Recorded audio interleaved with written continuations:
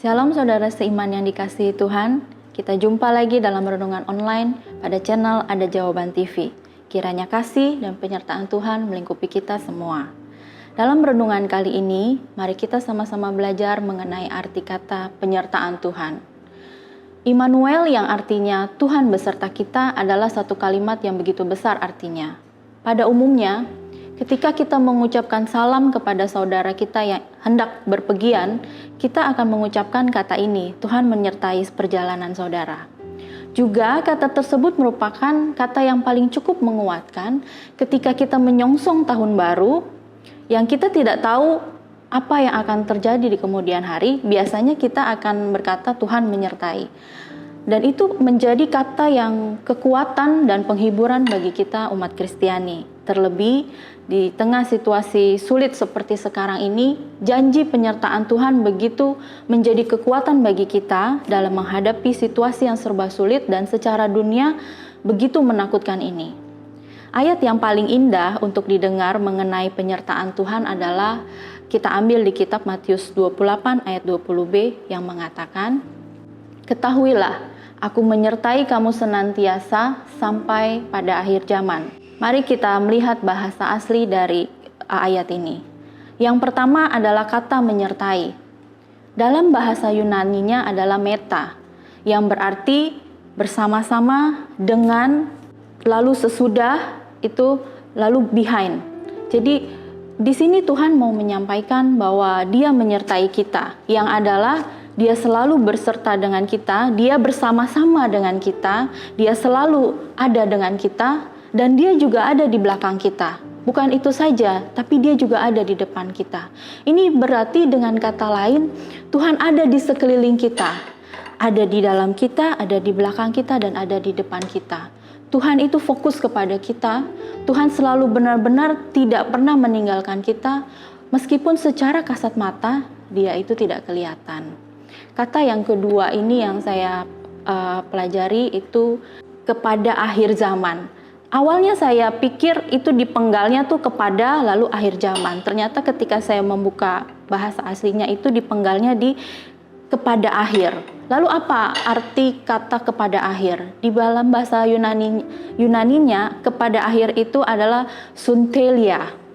Artinya itu entire completion. Yang artinya tuh secara keseluruhan, seluruh penyelesaian. Lalu arti kata yang kedua adalah penyempurnaan. Di sini Tuhan ingin mengetahui bahwa Dia adalah Allah yang setia. Tuhan ingin kita tahu bahwa Dia tuh Allah yang setia. Dia ada bersama kita, Dia di antara kita, Dia di belakang kita, Dia di depan kita, sampai selesai dengan sempurna. Kalau pakai bahasa saya itu komplit, utuh. Jadi benar-benar dari awal sampai akhir Tuhan menyertai kita sempurna. Lalu apa arti kata zaman? Zaman dalam bahasa Yunaninya adalah aion. Waktu saya melihat arti kata ini, saya sebenarnya cukup kaget karena artinya itu forever, unbroken age, yang artinya selamanya, usia yang tidak terputus. Lalu kata berikutnya itu adalah dari dulu sampai sekarang dan sampai selama-lamanya di keabadian. Saudara, ketika saya menemukan arti bahasa ini, saya sungguh diberkati dan merasa berharga sekali. Karena kita seorang manusia biasa, tetapi Allah yang maha besar itu, yang maha kuasa itu, mau menyertai, yang artinya Dia mau bersama dengan kita, Dia mau memegang kita setiap saat karena Dia bersama dengan kita. Lalu Dia berjalan di depan kita menjadi guide kita supaya kita tidak tersesat di dalam dunia ini. Tapi bukan itu saja, Dia juga ada di belakang kita. Dia siap menjaga kita ketika kita jatuh, Dia siap menopang kita. Dan Dia menyelesaikan penyertaannya itu sempurna, komplit, utuh sepanjang kehidupan kita. Dari dulu, bahkan dari kita masih ditenun di dalam rahim, lahir, sekarang, bahkan sampai selama-lamanya di keabadian. Bukankah itu janji yang luar biasa?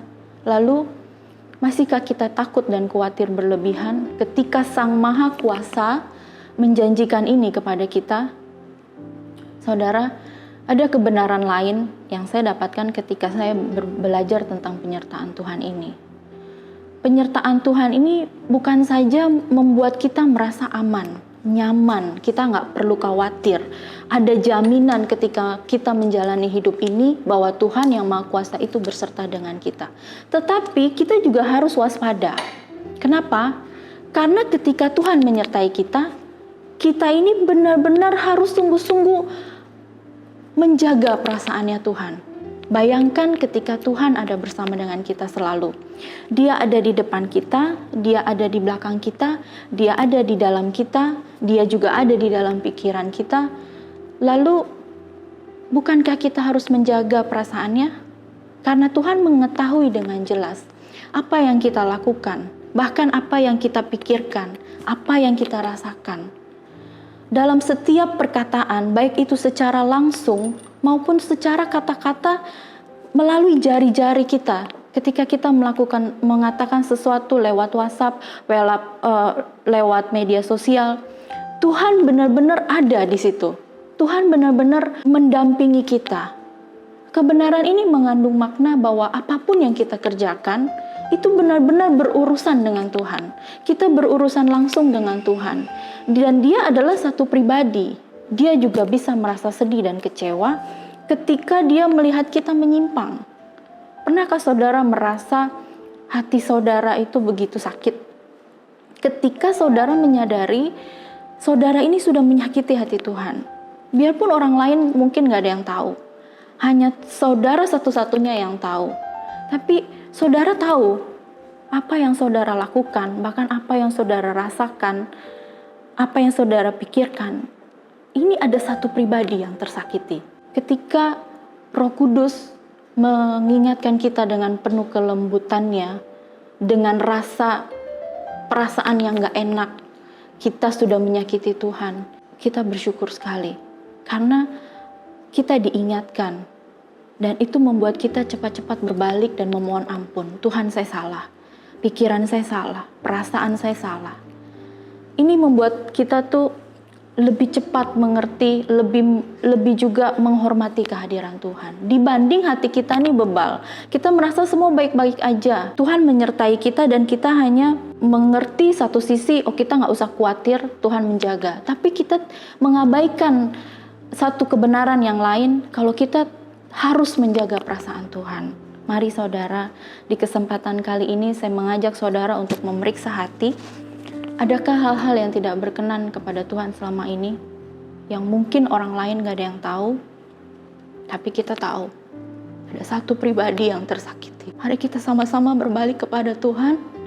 Selagi kesempatan kita masih ada, ketika kita masih bernafas.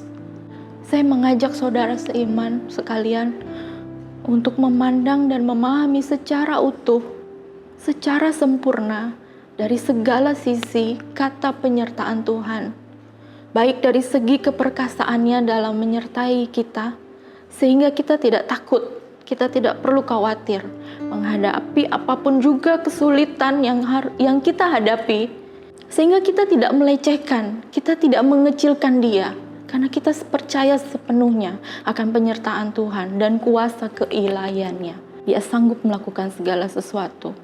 Namun di sisi lain, kita juga menjaga perasaannya. Dia yang selalu bersama dengan kita.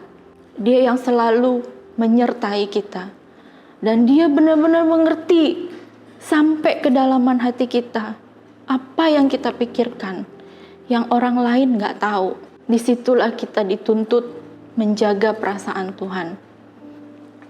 Kita hidup hati-hati, bukan saja dalam perbuatan, tetapi pikiran, perasaan yang orang lain gak tahu. Di situ ada Allah yang tahu, Allah yang hidup yang menyertai kita tahu. Mungkinkah selama ini kita punya berhala lain, kesenangan, pekerjaan kita, mungkin anak, mungkin pasangan, semua orang dan semua hal yang membuat fokus kita kepada Tuhan itu berhenti, terjanggal, tidak fokus kepada Tuhan. Mari kita sama-sama mengoreksi kita diri masing-masing.